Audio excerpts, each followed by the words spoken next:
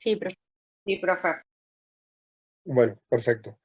El tema de hoy va a ser estenosis aórtica.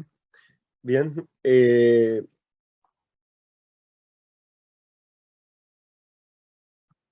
Y después quedarían por ver insuficiencia aórtica, insuficiencia mitral y estenosis mitral. Vamos a hablar de estenosis aórtica porque es una de las valvulopatías más frecuentes que van a ver a lo largo de su vida de médicos. Lo que es la estenosis aórtica es una enfermedad básicamente degenerativa que es progresiva. Una vez que el paciente ya ingresa en el rango de la estenosis aórtica, va a ir progresando su severidad a medida que pasen los años y con el advenimiento, ¿no es cierto?, de mayor severidad, esto va a degenerar, ¿no es cierto?, en una obstrucción fija al tracto de salida del ventrículo izquierdo, la cual, ¿no es cierto?, va a empezar a generar, ya desde grados más moderados a severos, cambios en la hemodinámica del ventrículo izquierdo, también de las aurículas, la vasculatura pulmonar, con hipertensión pulmonar, dilatación y disfunción del ventrículo derecho, y lógicamente, ¿no es cierto?, esto va a repercutir en la sintomatología que vamos a ver en el paciente y en la expectativa de vida. Bien, normalmente la válvula aórtica, bien, tiene tres cúspides, bien, la cúspide no coronariana, la cúspide coronariana derecha y la izquierda, bien, de las cuales, ¿no es cierto?, de los senos de Valsalva, de estos dos respectivos, surgen o nacen la arteria coronaria izquierda, bien, que es un tronco de coronaria izquierda, rápidamente después se bifurca en descendente anterior y circunfleja, y la arteria coronaria derecha. Bien, la válvula aórtica, como dijimos, bien, su base de coaptación, bien, no solamente, bueno, esta es la válvula aórtica cerrada y esta es la válvula aórtica abierta. Fíjense, vista desde la aorta. Fíjense la válvula, bien, toda la superficie de coaptación no solamente es a partir del borde libre, sino a ver si tengo alguna otra imagen, sino también lo que es el resto de la válvula, bien, lo que genera la superficie de coaptación que permite el cierre adecuado de la misma. La estenosis aórtica, bien, cuando hablamos de estenosis aórtica, la localización de la estenosis aórtica puede ser valvular, subvalvular, a su vez la subvalvular puede ser dinámica o fija. Dinámica se dice cuando es una obstrucción al tracto de salida que sobreviene con la contracción muscular, y eso corresponde, ¿no es cierto?, a las miocardiopatías hipertróficas, generalmente septales, asimétricas, que tienen valvas anteriores de la mitral elongadas, ¿bien? Y a partir de un efecto Venturi, ¿bien?, genera una obstrucción dinámica al tracto de salida. O la fija, que son las membranas subaórticas. Y después las supravalvulares generalmente ocurren en síndromes genéticos, en los cuales los pacientes tienen arterias más bien pequeñas y, bueno, la obstrucción se genera por encima de la válvula aórtica. La que vamos a hablar ahora, y lejos la más frecuente, es la estenosis valvular aórtica. ¿Bien?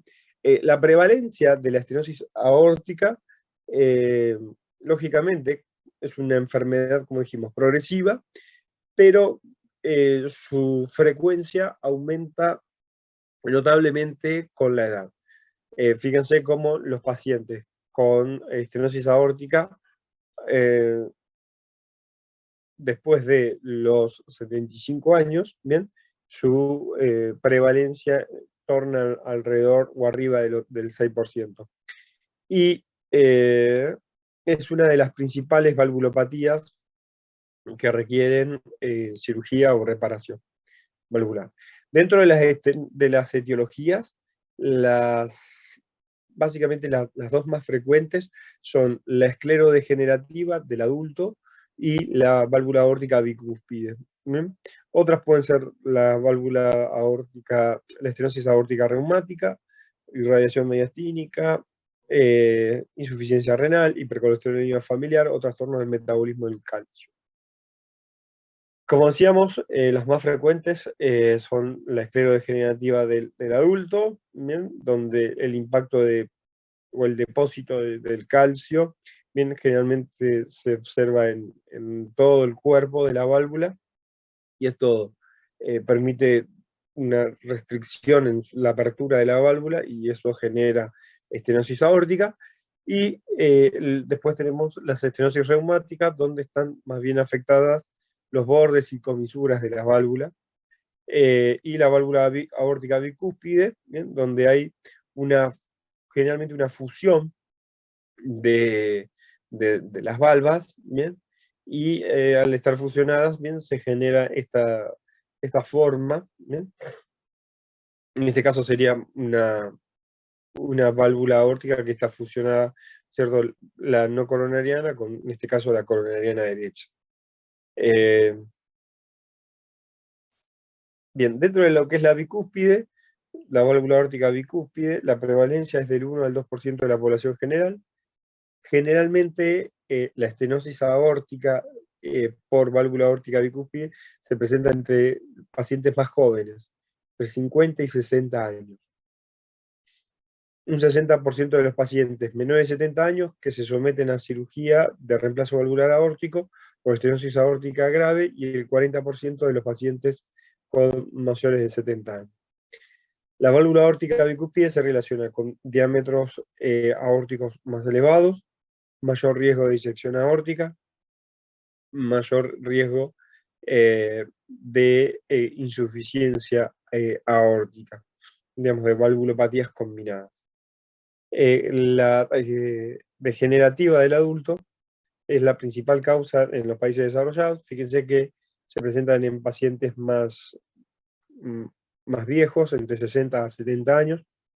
La fisiopatogenia, bien, que se describe, generalmente es similar a la de la aterosclerosis coronaria, donde hay fenómenos de inflamación, calcificación y acumulación de lípidos, y lógicamente la estenosis aórtica degenerativa, hay un incremento exponencial, bien, en la incidencia que se relaciona con los factores de riesgo cardiovasculares, como dijimos, que generan aterosclerosis. Y obviamente, digamos, como comparten fisiopatogenia, factores de riesgo, se va a asociar a aterosclerosis coronaria. La reumática, como dijimos, fíjense que hay una fusión de las comisuras, lógicamente con calcificación de los bordes, orificio de base triangular, y generalmente, esto es una de las máximas, por decirlo en cardiología, es que la estenosis aórtica reumática generalmente siempre se acompaña de valvulopatía mitral. ¿Está? La fiebre reumática afecta sobre todo a las cosas a la válvula mitral, generando estenosis mitral. En segunda instancia, genera estenosis aórtica. Y lógicamente se puede relacionar con otras valvulopatías, como pueden ser valvulopatía tricuspidia o asociada a hipertensión pulmonar y disfunción ventricular derecha. ¿Hasta acá alguna consulta? Bien. La fisiopatogenia, digamos, el área valvular aórtica normal es entre 2 a 3 centímetros cuadrados. Como dijimos,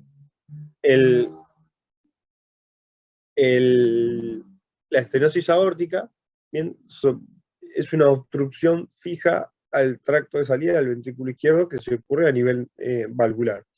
Eso va a generar que exista un gradiente entre el ventrículo izquierdo y de la aorta en sístole. Ese gradiente, lógicamente, va a terminar generando una sobrecarga sistólica ventricular izquierda, lo cual sobreviene en hipertrofia concéntrica, distensibilidad reducida con falla diastólica, depresión de la contractilidad y dilatación ventricular izquierda. Bien, fíjense, digamos, la aorta generalmente,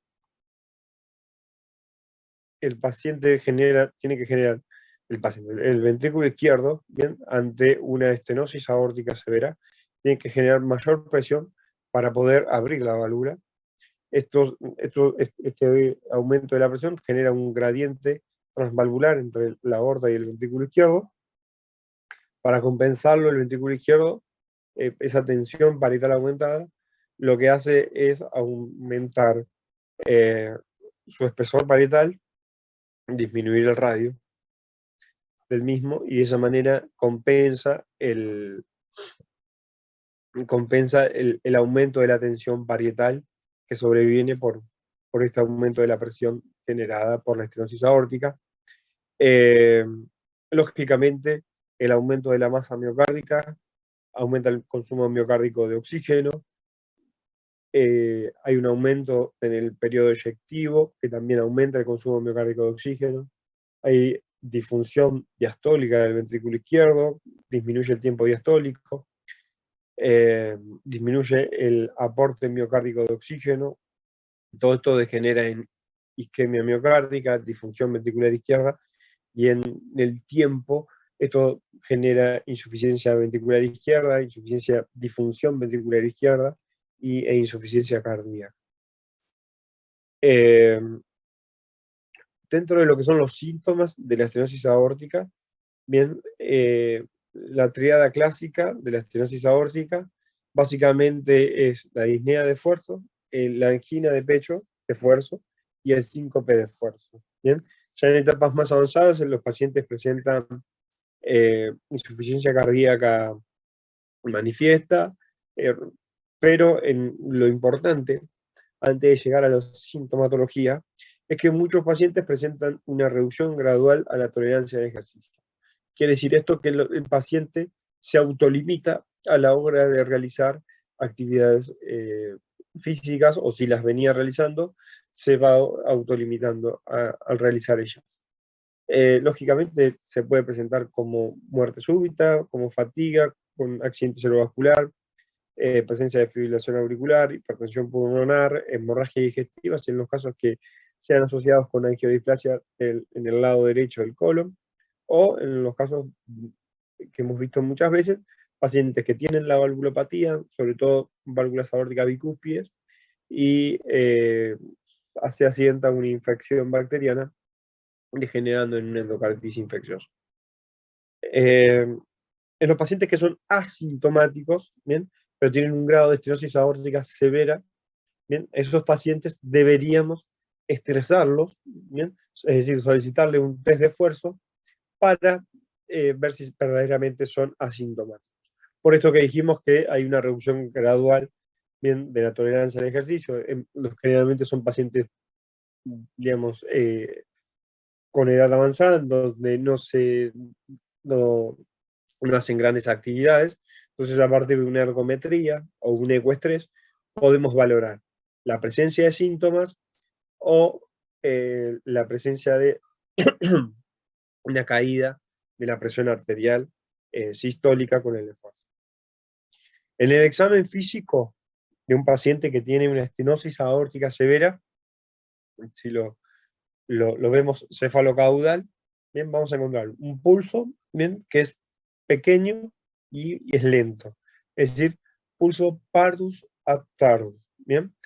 En los casos en los que el paciente tenga un soplo de más de 4/6, ya podemos encontrar frémito. Y el soplo obviamente es un soplo eyectivo, un soplo que vamos a ocultarlo en foco aórtico. Puede tener esa clásica fenómeno de Galabardin, que es un fenómeno estetoacústico, entonces se oculta un poco más, no tan rudo, bien como se puede ocultar en las bases y en en la región mitral, apexiana, se oculta más timpánico. Es un fenómeno estetoacústico. Lógicamente, el criterio de severidad de auscultatorio es la desaparición del segundo ruido, ¿bien? La disminución o desaparición del segundo ruido, que corresponde al cierre de las válvulas al cierre de las válvulas eh, aórticas, y eh, el acmé tardío del soplo. ¿Bien? Acmé es el sitio de máxima intensidad. Cuanto más tardío sea, es decir, más cercano al segundo ruido, y a su vez, cuando el segundo ruido haya desaparecido, ¿bien? Más severa va a ser la estenosis aórtica. El tema de la graduación no habla de severidad, porque saben ustedes que puede ser un paciente delgado y tener buena transmisión acústica, o ser un paciente obeso, que es un EPOC, y tener una estenosis aórtica severa, y soplar poquito por la transmisión del sonido. Lógicamente, en estados generalmente las válvulas aórticas bicúspides, puede haber un clic de apertura, pero generalmente eso ocurre en etapas muy tempranas, y también puede ocurrir un desdoblamiento del segundo ruido, la presencia de un cuarto ruido, en caso de que el paciente eh, tenga aurículas bien dilatadas, y un tercer ruido puede llegar a existir en caso de que el paciente presente insuficiencia cardíaca y esté galpado. Esto es más o menos lo que estuvimos viendo. Fíjense cómo es cuando la estenosis aórtica es leve, bien donde está el acmé sistólico, y cuando está severa, cómo es el acmé sistólico, ¿no es cierto? Entonces, bien romboidal ¿cómo se llama? La forma del soplo con el acmé sistólico, incluso tapando al segundo ruido. Bien.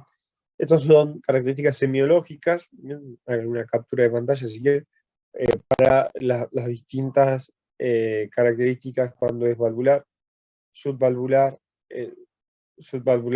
fija digamos, fija cuando es membranosa, o dinámica en caso de una obstrucción dinámica al tracto de salida, y la supravalvular.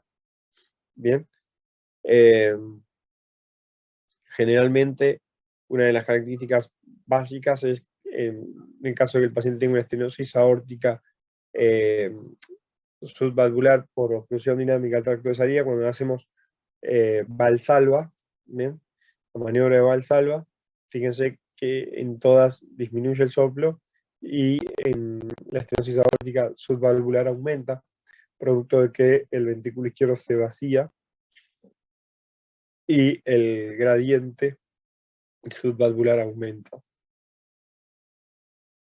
El electrocardiograma, cuando hacemos a un paciente con estenosis aórtica, lógicamente vamos a hacer reflejo, bien, el electrocardiograma de lo que acabamos de ver en la fisiopatogenia, que es la hipertrofia ventricular izquierda. Bien, entonces, en este caso, vamos a buscar todos los signos de hipertrofia ventricular izquierda, signos de Sokolov, con trastornos de conducción, trastorno de la repolarización, perdón, lo que son infradesnivel y T negativa, asimétrica. En este caso el paciente está en ritmo sinusal, pero puede tranquilamente tener ritmo de fibrilación auricular. La radiografía de tórax, lógicamente el paciente va a tener una silueta cardiotorácica menor de 0,5, porque lo que prima es la hipertrofia ventricular izquierda y no la dilatación. Y lo que sí vemos es dilataciones en la raíz de aorta post-estenótica. El diagnóstico, digamos, con la auscultación, vamos a llegar a una sospecha clínica muy importante con los síntomas, pero el diagnóstico, muchas veces definitivo, en la gran mayor parte de las veces, lo hacemos con un ecocardiograma Doppler. Con el ecocardiograma Doppler vamos a ver básicamente, en lo que respecta a la válvula, eh, si la válvula es trivalvar, si es bicúspide, si está engrosada, si está calcificada, cómo se mueve esa válvula, si hay algún grado de, no solamente si de estenosis, sino de insuficiencia valvular. El chorro, bien, como lo vemos a través del Doppler color, a través del Doppler continuo, bien, el método Doppler, podemos obtener gradientes máximos, gradientes mínimos, gradientes medios, y a partir de distintas fórmulas podemos calcular el área valvular aórtica. Lógicamente, eso lo que respecta a la válvula, pero también con el ecocardiograma Doppler nosotros vemos cómo está ese ventrículo izquierdo, ¿ven? Cómo está la función del ventrículo izquierdo, cómo están las paredes, si es un ventrículo hipertrófico, o es un ventrículo que no está hipertrófico, cómo está la función diastólica, si hay valvulopatías asociadas, no solamente en la misma válvula, sino en la válvula mitral, la válvula tricuspidia, la válvula pulmonar, y vemos también las cavidades derechas, si están dilatadas, si están con o no, vemos la función y podemos calcular también de forma indirecta la hipertensión pulmonar. No quiero entrar en tecnicismos, ¿bien? Pero digamos, con el ecocardiograma nosotros calculamos a través del método Doppler, lo que medimos es velocidad. Y a esta velocidad, a partir de una fórmula, ¿bien? Llegamos a medir el gradiente, en este caso el gradiente pico, ¿bien? Y a su vez, utilizando otras fórmulas como es la fórmula de ecuación de continuidad, ¿ven? Podemos inferir el área valvular aórtica, teniendo en cuenta el área del tracto de salida, la velocidad integral del tracto de salida y la velocidad integral de la aorta. Tampoco es necesario que lo sepan, pero digamos, es de repente capaz que a ustedes les es importante para entender cómo calculamos.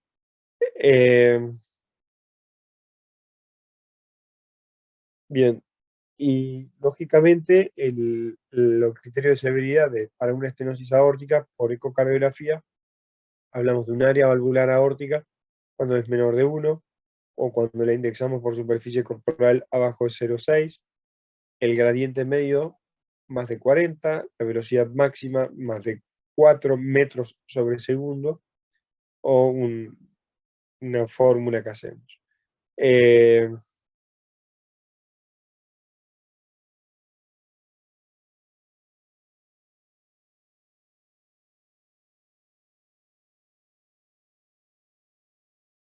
¿Hasta acá alguna duda, consulta?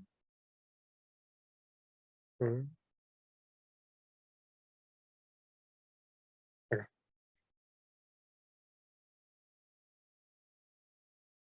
Chicos, No, profe, por ahora no. bueno, puedo preguntar, ¿han leído algo de esto? Así lo hacemos un poco más interactivo.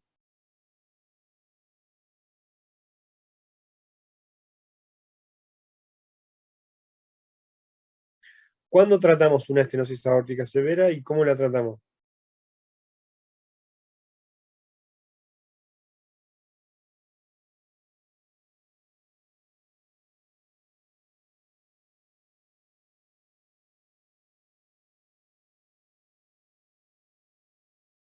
Bien.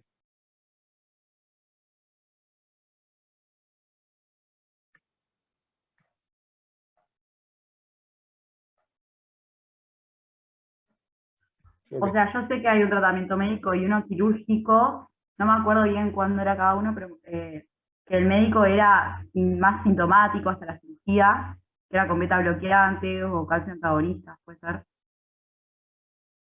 Bien, dale, te sigo. Felicitas. Y las quirúrgicas eran para estenosis más graves y con por ejemplo, la fracción menor a 50%, que quiere decir que el ventrículo ya caudicó o está por... Bien, perfecto.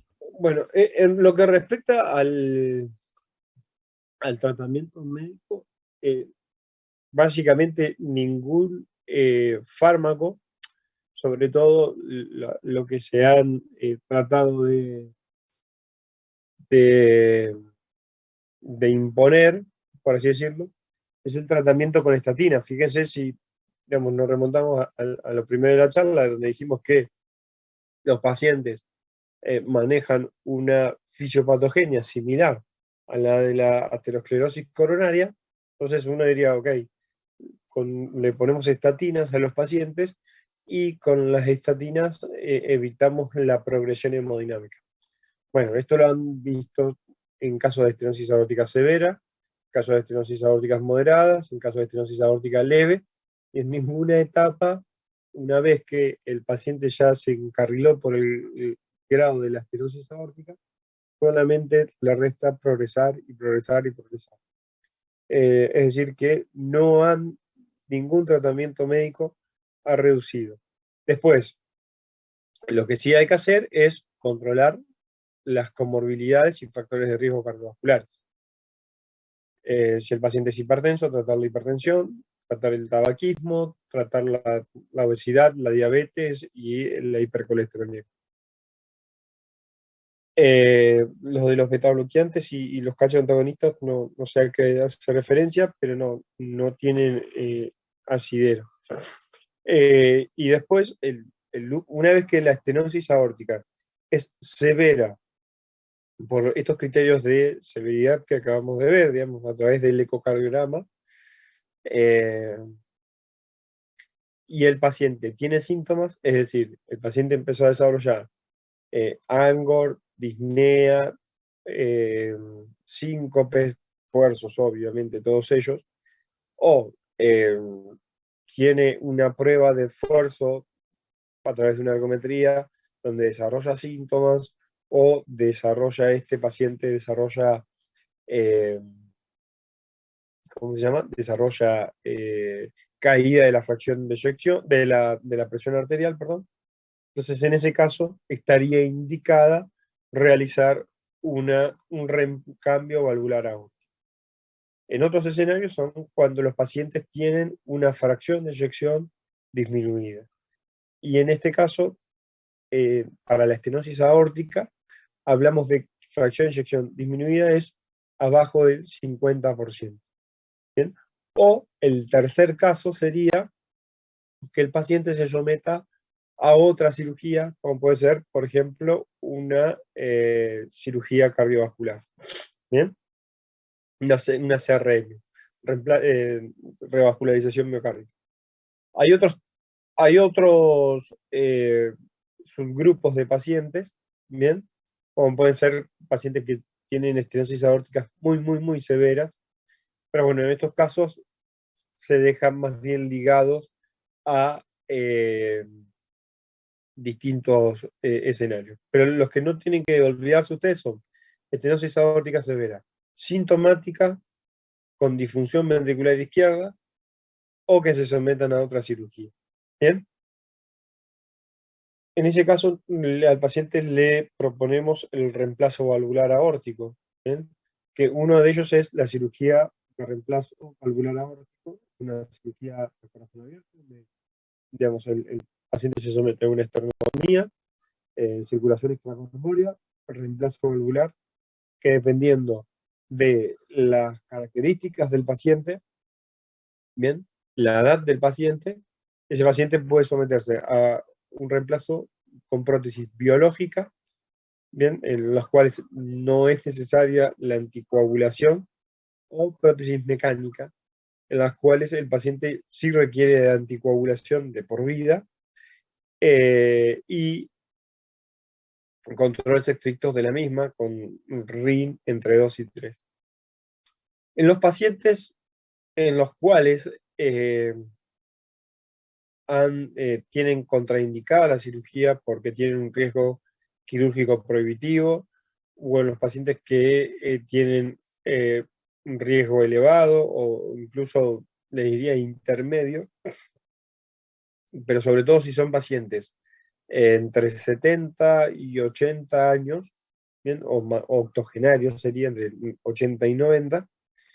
Actualmente se dispone actualmente, es hace casi 10, 15 años de trayectoria que tiene, de lo que son las prótesis implantadas de forma percutánea, los TAVI, no sé si lo han sentido nombrar, donde a partir de funciones transfemorales o transapicales se colocan esas prótesis sin la necesidad de una esternotomía ni parada circulatoria.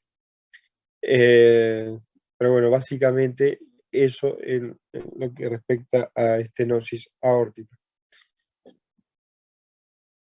¿Hasta acá alguna duda, consulta?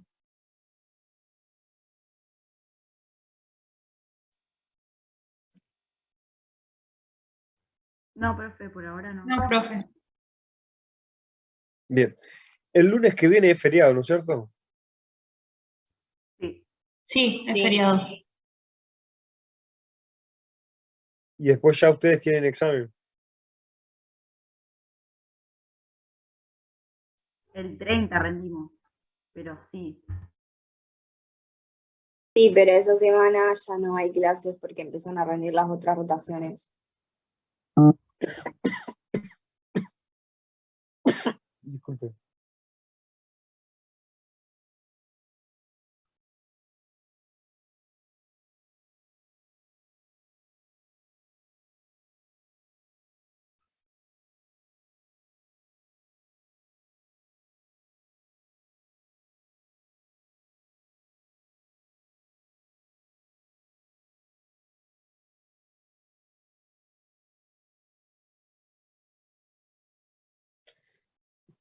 Bien. ¿Y acá somos dos comisiones o tres o una comisión? Dos, creo. Dos. Ok. ¿Hay algún tutor acá o cómo es que se llama? Ayudante de... No. No, Bien. ¿Qué día le queda bien de la semana que viene?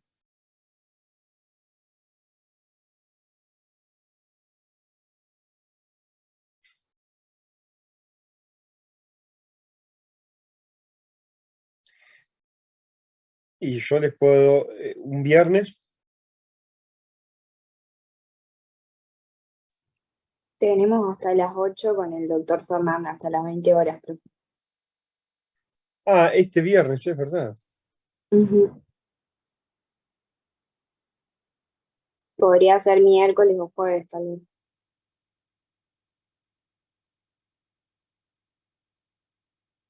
Eh, claro, con Fernández este viernes tienen valvulopatía aórtica.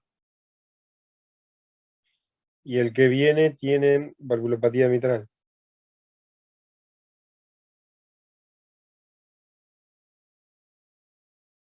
Bien.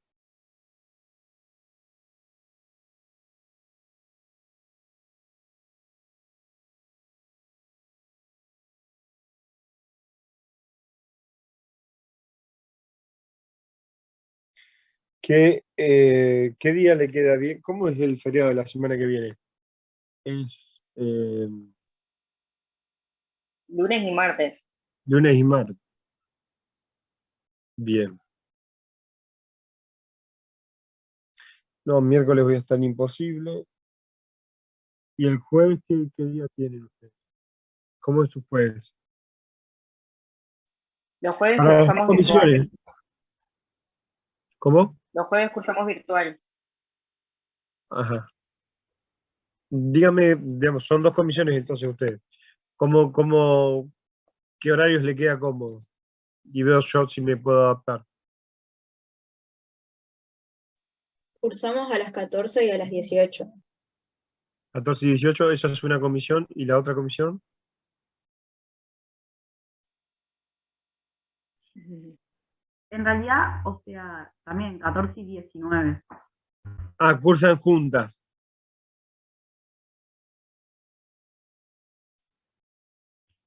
no tenemos los mismos profesores, pero sí, o sea, ellos tienen con otro